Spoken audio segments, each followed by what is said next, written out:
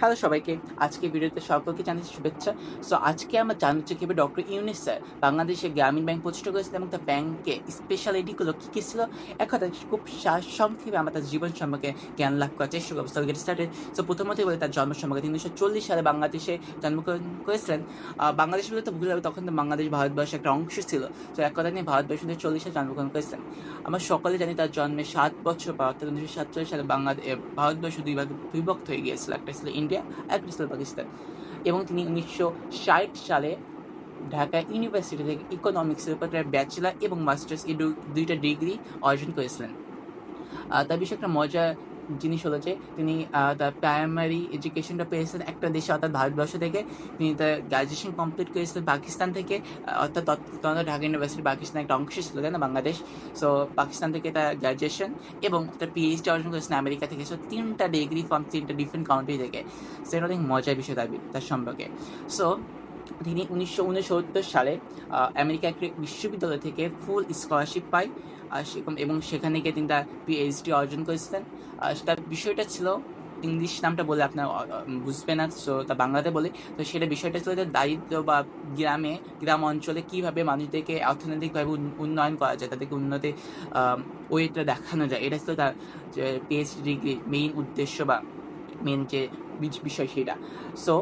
তিনি 1969 সালে তার পিএইচডি ডিগ্রি কমপ্লিট করেছিলেন এবং তিনি 1972 সালে বাংলাদেশে ফিরে এসেছিলেন। যখন তিনি পিএইচডি অর্জন করেছিলেন, ওই সময়ে পিএইচডি অর্জন করার সময়কালীন তিনি ভাবছিলেন যে আমি এখন আমেরিকাতে চাকরি করবো না বাংলাদেশে ফিরে বাংলাদেশের মানুষদেরকে হেল্প করবো। তিনি বাংলাদেশের মানুষদেরকে হেল্প করার ভাবনাটাই পূরণ করেছিলেন এবং তার সে উদ্দেশ্য অনুযায়ী তিনি বাংলাদেশে চলে এসেছিলেন। 1972 সালে চট্টগ্রাম বিশ্ববিদ্যালয়ে ইকোনমিক্সের প্রফেসর পদে তিনি যোগদান করেছিলেন এবং তিনি 4 বছর যাবৎ চট্টগ্রাম বিশ্ববিদ্যালয়ের শিক্ষার্থীদেরকে ইকোনমিক্স শিখিয়েছিলেন। 1975 সালে আমরা সকলে জানি বাংলাদেশে দুর্ভিক্ষ দেখা গিয়েছিল এবং প্রচুর মানুষ মারা গিয়েছিল না খেয়ে। তিনি বাংলাদেশে ওই সময় বাংলাদেশ ইকোনমিক্স অনেক একটা বিপর্যয়ের মধ্যে ছিল। তিনি এই বিপর্যয় থেকে বাংলাদেশে উদ্ধার করার একটা চিন্তা করেছিলেন। কীভাবে করা যায় তার জন্য একটা ব্যবসা করার চিন্তা করেছিলেন। তার উদ্দেশ্য অনুযায়ী তিনি 1976 সালে বাংলাদেশে গ্রামীণ ব্যাংক প্রতিষ্ঠা করেছিলেন। তার গ্রামীণ ব্যাংকের যে মূল যে বিষয়টা বা স্পেশাল যে জিনিসটা সেটা হলো যে এটা ক্রেডিট দিত, স্মল ক্রেডিট দিত গ্রামের মানুষদেরকে। এটা ছিল তার ব্যাংকের মূল আকর্ষণের বিষয়। অর্থাৎ স্মল ক্রেডিট মিনস ক্ষুদ্র আকারে ঋণ দিত মানুষদেরকে। আমরা সকলে জানি একটা ব্যাংক কিন্তু একটা গ্রামে একটা মানুষকে মুরগি কেনা বা ছাগল কেনার জন্য 10-20 হাজার টাকা দিবে না বা 5,000 টাকা দিবে না। এটা কিন্তু অনেক ক্ষুদ্র একটা পরিমাণ। সেখান থেকে কতই বা লাভ হবে ব্যাংকে, কতই বা সুদ নিতে পারবে বা দিতে পারবে। এই বিষয়ের জন্য বাংলাদেশে তৎকালীন বা বিশ্বে কোনো ব্যাংকই এমন ছিল না যে মানুষদেরকে এত ক্ষুদ্র আকারে ঋণ দিত, কিন্তু গ্রামীণ ব্যাংক সেটা সম্ভব করেছিল। তিনি গ্রামের মানুষদেরকে ক্ষুদ্র আকারে ঋণ দিত, যার কারণে অনেক মানুষ আছে যারা টাকার অভাবে কোনো কিছু করতে পারতো না। তারা স্পেশালি তার যে মূল ক্রেতা ছিল সেগুলো হচ্ছে মেয়ে মানুষ অর্থাৎ নারীরা।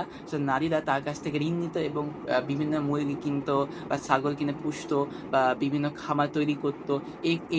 এইগুলোর মাধ্যমে তারা তখন আস্তে আস্তে সচ্ছল হয়ে উঠেছিল।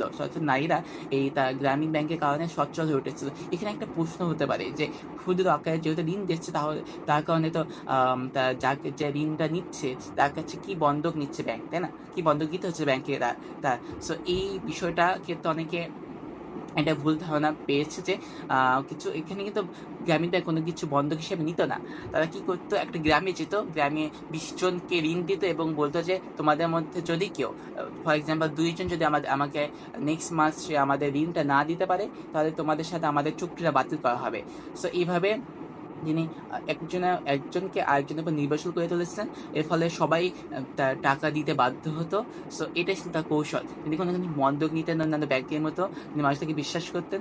এর ফলে নারীরা আস্তে আস্তে নিজেদের পায়ে দাঁড়ানো শেখে এবং এর ফলে বাংলাদেশে নারীরা আস্তে আস্তে তাদের অধিকারকে আরও মজবুত করে, যেটা বেগম রোকেয়া করতে চেয়েছিলেন।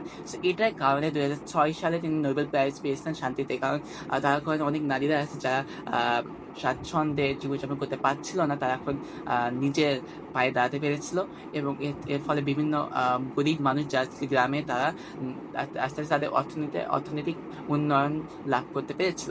এটাই তার গ্রামীণ ব্যাংকের স্পেশাল দিক। সো আরেকটা জিনিস হলো যে এর ফলে তিনি বিভিন্ন দেশ থেকে অফার পেতেন যে বিভিন্ন দেশের মানুষ তাকে বলতো যে আমাদের দেশে এসে আপনাদের যে ক্রেডিট স্মল ক্রেডিট আছে এটা সম্পর্কে কিছু লেকচার দেন, আমাদের ব্যাংকগুলোকে কিছু শিখিয়ে দেন। এর ফলে তিনি আস্তে আস্তে জনপ্রিয় হয়ে ওঠেন এবং 2006 সালে আমরা সকলে জানি নোবেল প্রাইজ পাই শান্তিতে। তো এটা ছিল তার কর্মজীবন। বাংলাদেশের সাথে বাংলাদেশের তৎকালীন প্রধানমন্ত্রী অর্থাৎ নাম বলতে চাই না, তার সাথে সম্পর্ক কি এটা সম্পর্কে আমি বলতে চাই না, কেন বা এটা হয়েছিল এটা সম্পর্কে বলতে চাই না। বাট আমি জাস্ট আজকে ভিডিওতে বললাম কীভাবে তিনি গ্রামীণ ব্যাংক প্রতিষ্ঠা করেছিলেন, তার গ্রামীণ ব্যাংকের স্পেশালিটিগুলো কী কী ছিল। সো এটাই আজকে ভিডিওর মূল বিষয়। So thanks for watching this video, and next I will come up with another very much interesting topic. So until then, it's a safe and sound. So bye bye, ta-ta.